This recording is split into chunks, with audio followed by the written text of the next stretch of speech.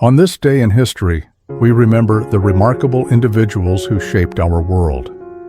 Welcome to Who Died Today in History, where we honor their legacies.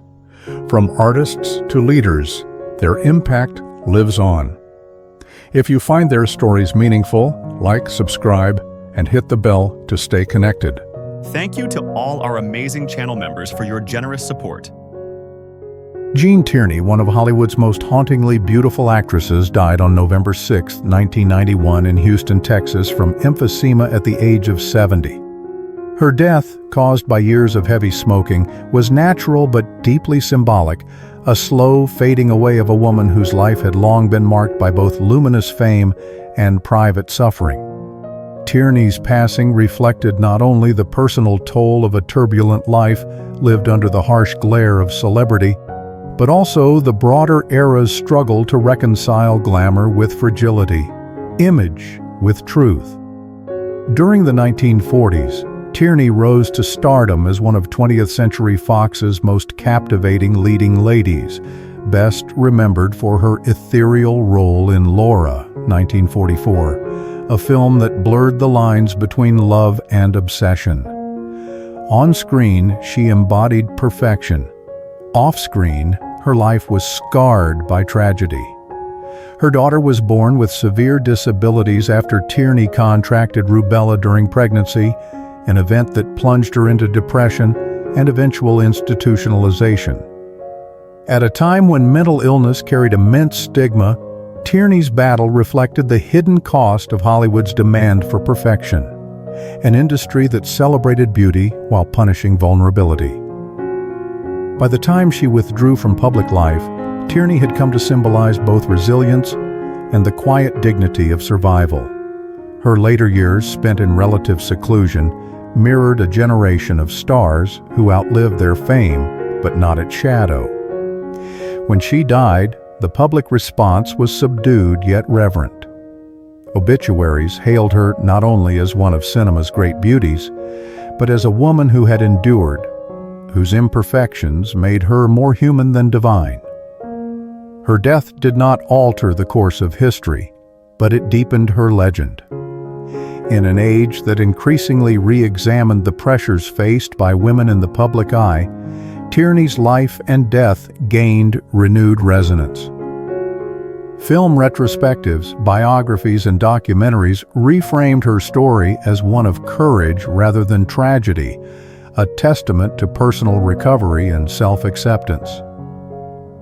Tierney's death reveals humanity's enduring fascination with beauty touched by sorrow.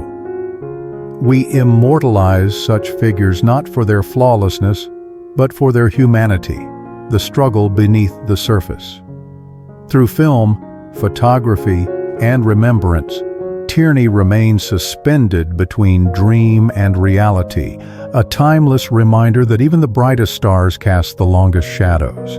Todd died on November 6, 2024, at his home in Marina del Rey, California, at age 69. The cause of death was not publicly disclosed, though some reports suggest he had been ill.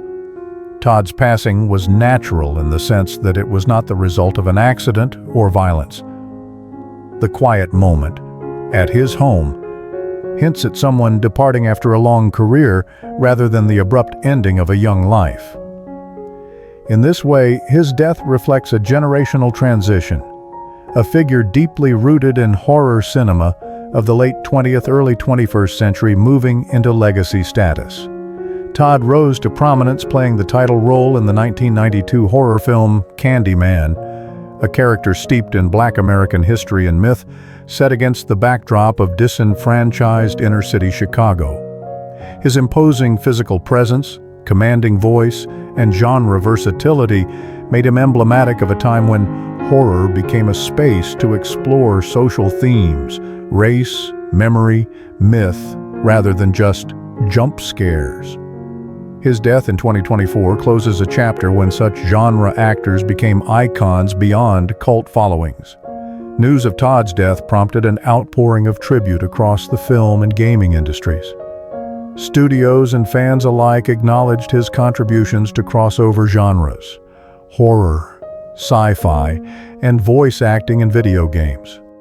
While his death did not shift global history in a grand sense, it did mark the end of an era for character actors who bridged mainstream film and genre fandoms.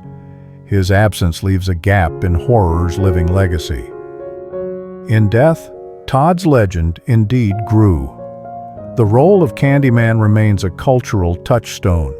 His image and voice continue to be referenced in horror retrospectives, fan memorials, and game credits. His final appearances carrying extra weight. His prolific body of work, hundreds of credits, means he remains alive in screens, headphones, and memory. The death of Tony Todd underscores humanity's enduring relationship with mortality. Even larger-than-life figures are finite. Yet through art and memory, his films, his voice roles, the mythos he inhabited, power transfers into legacy. We immortalize such figures by keeping their work alive, by remembrance and fan culture, by academic reflection and commemoration. We project our hopes, fears, and memories onto them, turning mortality into enduring presence. Todd's passing reminds us that while life ends, performance, voice, and image persist, a testament to how culture preserves what might otherwise fade. Aneta Corsaut, best remembered for her role as the intelligent and compassionate Helen Crump on The Andy Griffith Show, died on November 6, 1995, in Studio City, California, at the age of 62. Her death was the result of cancer, marking a natural but sorrowful end to a life spent bringing warmth, wit, and quiet strength to American television. In many ways, the circumstances of her passing reflected the enduring values of her era: professional dedication, modesty, and grace in the face of mortality. Corsaut came of age during a golden period of American entertainment when television became a cultural hearth. The 1960s, marked by both social upheaval and yearning for stability, produced characters who embodied decency and moral clarity. As Helen Crump, the schoolteacher who won Sheriff Andy Taylor's heart, Corsaut represented a new kind of woman in small-town storytelling, educated, independent, and compassionate, yet firmly rooted in community. Her portrayal stood in quiet contrast to the turbulence of the decade, offering viewers a steady moral compass at a time when the nation was redefining itself. Her death in 1995 came quietly without the spectacle often surrounding celebrity loss. Yet the response from fans and colleagues was deeply heartfelt. Tributes poured in from across generations who had grown up watching The Andy Griffith Show and later Mayberry RFD, where her character continued to embody small-town virtue. For many, Corsaut's passing felt like the dimming of one of television's gentlest lights, a reminder of a more innocent chapter in entertainment history. The immediate consequence of her death was reflection rather than shock. Networks aired reruns of The Andy Griffith Show, and retrospectives celebrated her contribution to American culture. Her portrayal of Helen Crump took on new poignancy, no longer merely a character, but a symbol of a bygone America grounded in kindness, education, and quiet dignity. In the years since, Corsaut's legacy has deepened through syndication and nostalgia. Her image lives on in the endless loop of reruns that still comfort millions. Her death reveals a truth about humanity's relationship with mortality and memory. We preserve those who remind us of who we wish to be. Through art, we grant permanence to values that might otherwise fade.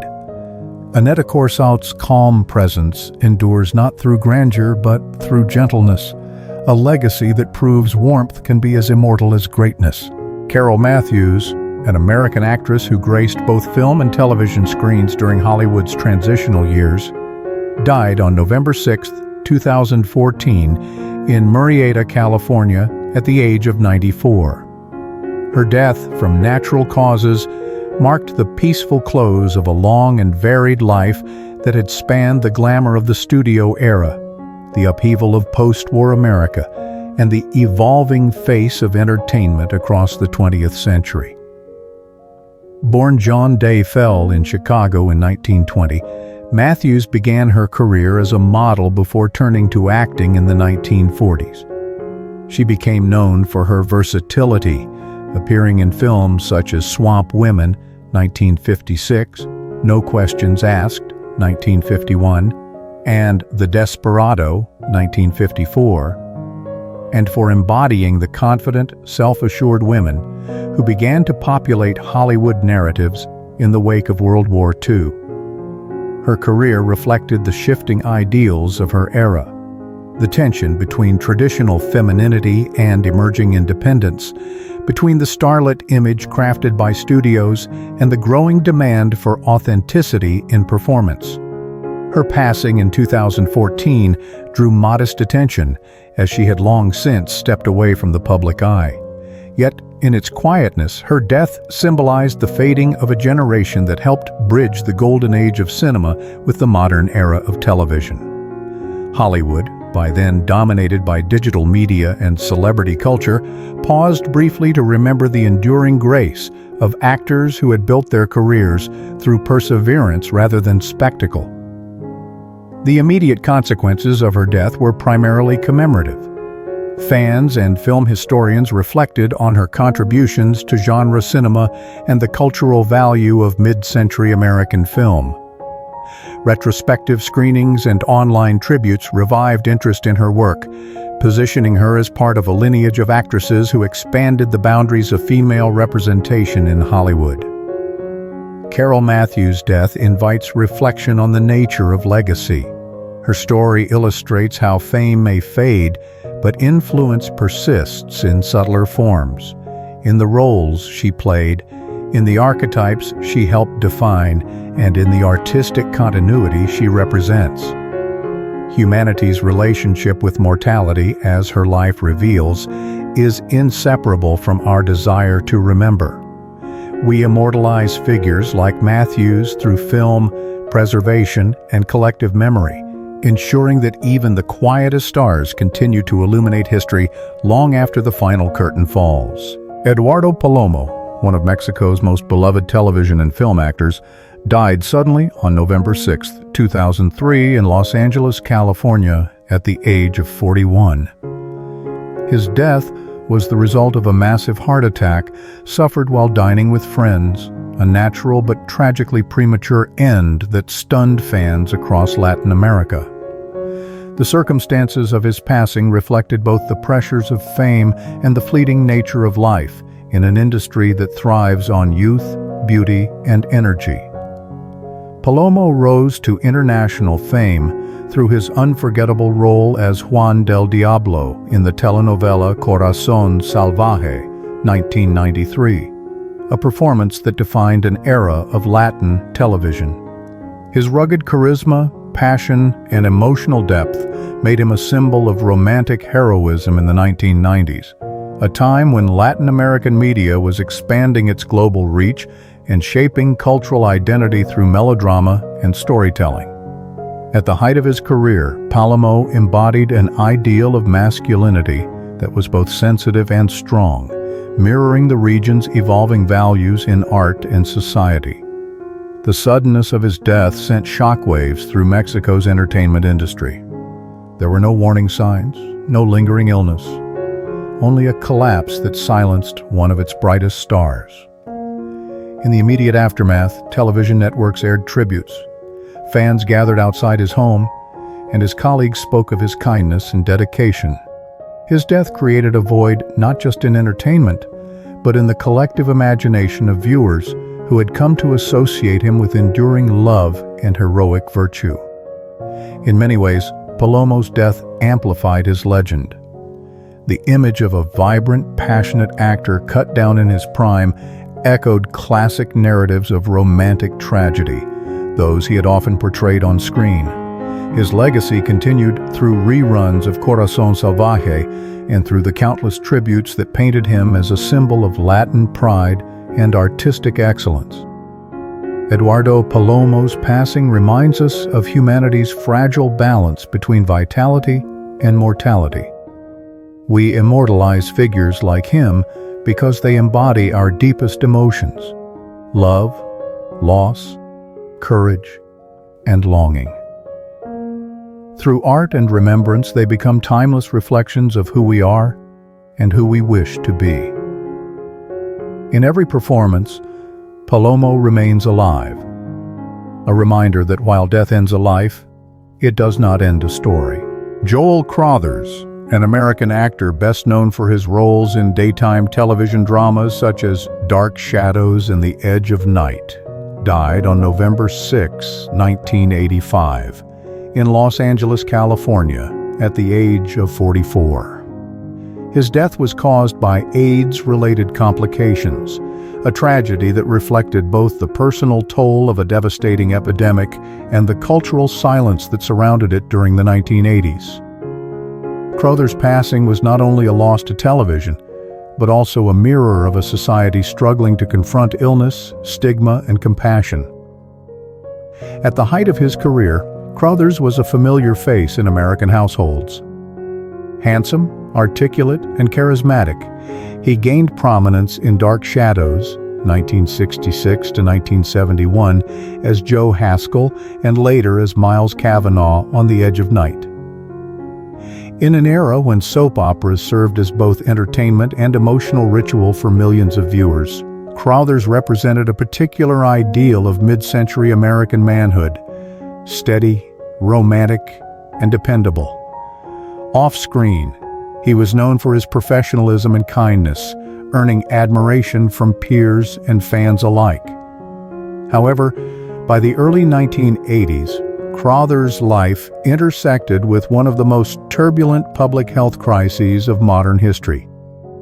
The AIDS epidemic was beginning to devastate the artistic community, yet open discussion of the disease was rare, particularly within Hollywood and television circles. His death, like those of many others in the entertainment industry, was initially understated in the press, reflecting the climate of fear and misunderstanding that shrouded AIDS at the time. The immediate consequences of his passing were felt most deeply among colleagues and fans who mourned both the loss of his talent and the quiet dignity with which he faced his illness. In later years, as public awareness grew, Crothers' death came to symbolize the countless creative lives silenced too soon, a reminder of the prejudice and ignorance that defined much of the early response to the epidemic. Joel Crothers' legacy endures not only through his performances, but also through what his story represents: courage amid isolation and humanity in the face of injustice. His death reveals how mortality can expose society's values, its empathy, its fear, its need to remember.